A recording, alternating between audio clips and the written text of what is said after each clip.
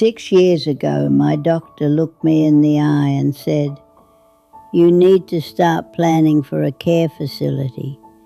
You won't be managing on your own much longer." I was 80 years old, sitting in that little beige office with the paper on the examination table that crinkles every time you move. And this man, a man I had trusted with my body for 15 years, had just told me, in the kindest possible voice, that my life as I knew it was nearly over. I drove myself home. I want you to really hear that. I drove myself home. And I sat in my driveway for 20 minutes, staring at my steering wheel, and I made a decision that changed everything.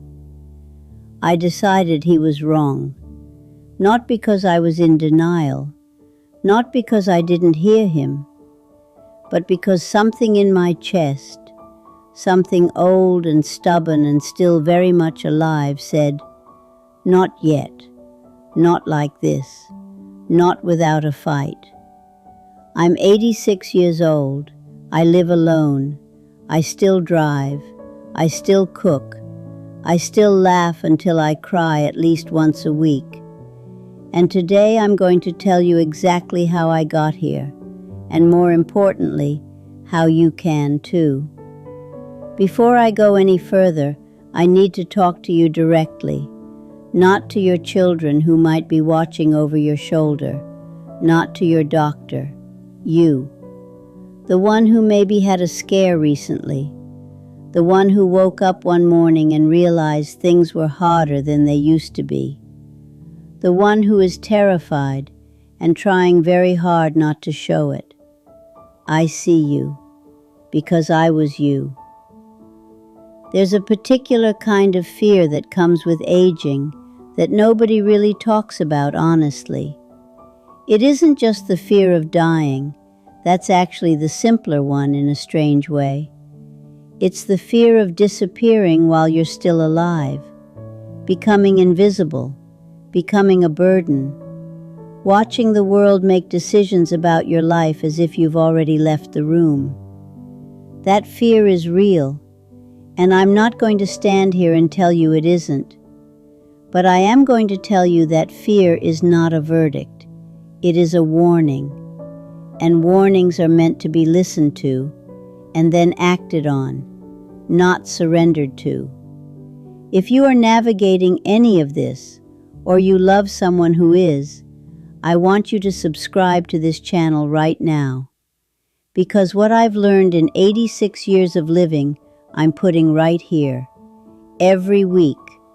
No sugarcoating, no false promises, just honest conversations from someone who has been in the valley and found her way to the other side. Hit that button. This is the place for you. Let me go back to that office, because there's more to the story. My doctor wasn't wrong about the facts. My balance had gotten worse. I'd had 2 falls in 18 months, neither serious, but still. My arthritis had progressed. I was slower. I tired more easily. I had a touch of what he called mild cognitive aging, which is a very gentle way of saying your mind doesn't quite snap to attention the way it once did. He was reading the data correctly. The mistake, and I say this with respect because he is a good man, the mistake was that he was reading only the data. He didn't ask me what time I wake up in the morning. He didn't ask me what I'm still curious about. He didn't ask me if I still have things left to do in this world. Because if he had asked, he would have gotten an earful. I wake up at 6. I have a garden that I've been tending for 41 years. I have a granddaughter who calls me every Sunday and still asks for my advice. Not out of politeness, she actually takes it. I have books I haven't read yet, and recipes I haven't tried yet, and one very persistent dream of seeing Iceland before I die. Iceland. Medicine is extraordinary. I don't want you to mishear me. The people who take care of our bodies as we age, they do sacred work. But sometimes the measurements they use were never designed to capture the whole of a person. They can tell you what your bone density is. They cannot tell you what you're made of. What I had to reckon with in that driveway was this. My doctor had given me a prediction based on the trajectory he could see. But trajectories can change. They change all the time. They change when you decide to change them. Now, I want to be careful here, because some of you are dealing with conditions that are serious, that are progressing, that are genuinely limiting in ways that cannot simply be willed away. I know that. I have friends in that place. I've watched people I love face that with grace and courage that takes my breath away. I'm not going to stand here and tell you that attitude alone fixes everything. What I am telling you is that most of us, have more runway left than we've been told. And we spend it too soon because we trusted someone else's timeline over our own. So what does it actually mean to decide you're not done yet? Because it can't just be a feeling. Feelings come and go. I needed a plan. The first thing I did when I got inside, before I called anyone, before I cried, before I did anything else, was sit down with a piece of paper and write 2 lists. The first list, everything that had gotten harder, every honest, uncomfortable truth, falls, fatigue, memory, driving at night, stairs. I wrote it all down, no flinching. The second list, everything I could still do, everything that was still mine. And I want to tell you, that second list was longer than the first. It surprised me, because when fear is running the show, it shrinks your vision. It makes you see only what you're losing. The act of writing it down physically on paper forced my brain to look in the other direction too. From those 2 lists, I built something I now call my non-negotiables. These are the things, the specific, concrete, daily things, that I decided were worth fighting for. Not in some big, grand declaration, in the quiet work of every ordinary day. For me, driving was a non-negotiable. Not because I'm reckless. I gave up night driving, and I drive a very specific, familiar route. But independence, real independence, runs on the ability to leave when you want to. I wasn't ready to give that up. So instead of giving it up, I worked to earn the right to keep it.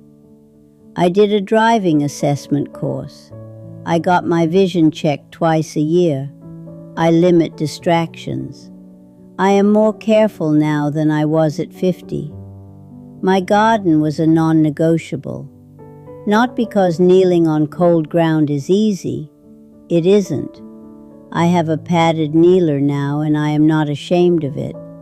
But because my hands in the soil is how I stay connected to something larger than myself. It's prayer for me. It's proof that things grow. My Sunday phone call with my granddaughter was non-negotiable. Being the grandmother who still has opinions, who still argues, who still has a point of view, that was something I had to protect. Because once you go quiet, it's very hard to find your voice again. What are your non-negotiables? I want you to actually pause this video and think about that. What would you fight for? What would make life feel like yours? Write those things down. They are your roadmap. Here is the thing they never put in any pamphlet. Old age is not one thing. It is not a single slow slide in a single direction. It is complicated and contradictory, and sometimes, I promise you this is true, sometimes it is better. I'm going to get practical for a few minutes because I promised you no filter, and the truth is that staying vital at my age isn't only about mindset. It is also about the very ordinary, unglamorous daily decisions that nobody makes a YouTube video about. I move my body every single day. Not impressively. I walk. I do a stretching routine my physical therapist gave me that takes 11 minutes and looks, frankly, ridiculous. I work in my garden. I do not sit for more than an hour without getting up. The research on this is unambiguous. Stillness accelerates aging in ways that are genuinely frightening. Movement is medicine.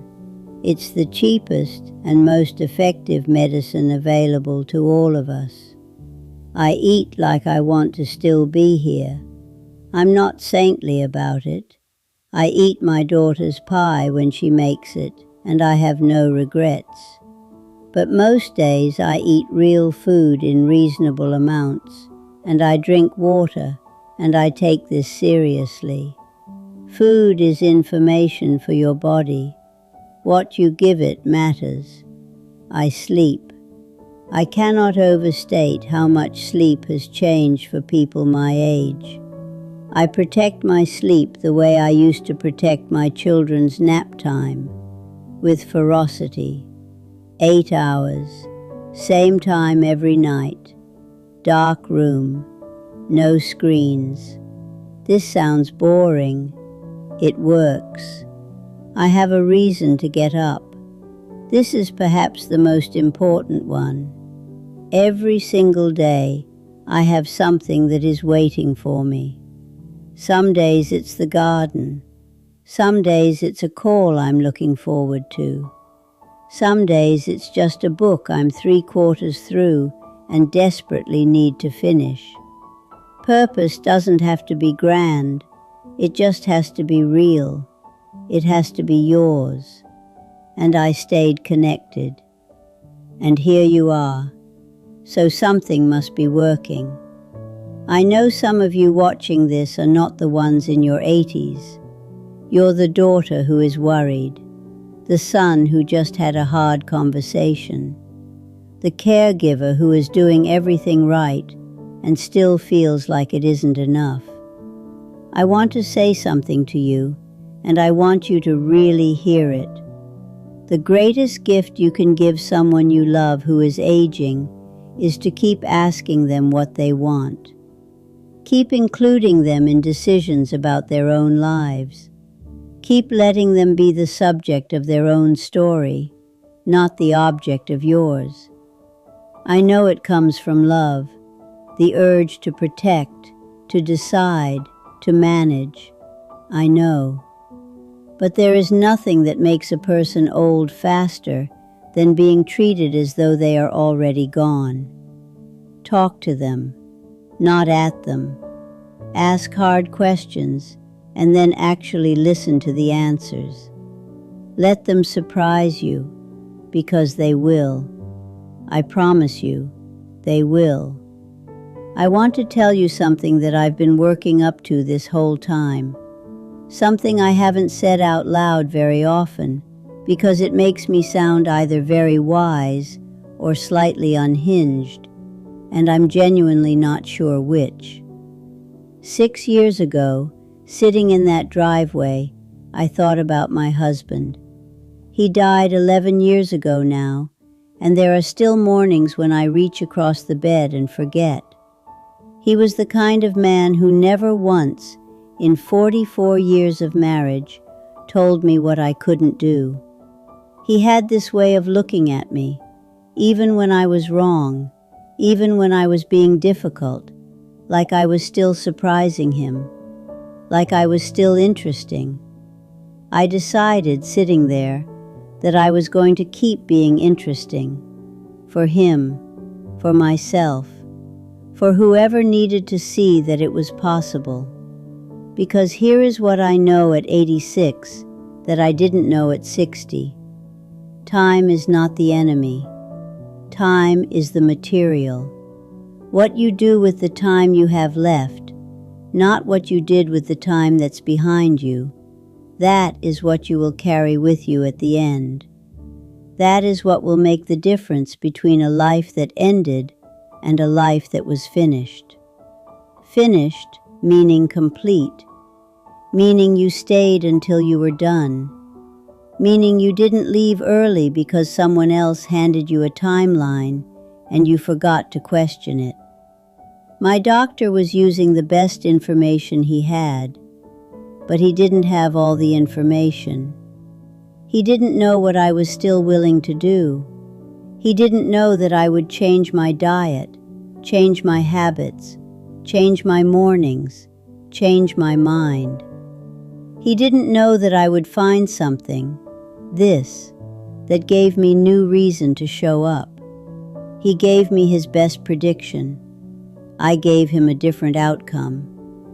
If something in this video landed for you, if you felt less alone for even 5 minutes, tell me in the comments. I read them, all of them. Slowly because I'm 86, but I read them. If you know someone who needs to hear this, send it to them. Not with a note that says, I thought this might help you, because nobody wants to be told they need help. Just send it and say, this woman reminded me of you. That's enough. Subscribe. Come back next week. I've got more to say. I always do. And Lord knows I don't have the luxury of wasting your time or mine. I'll see you here next time.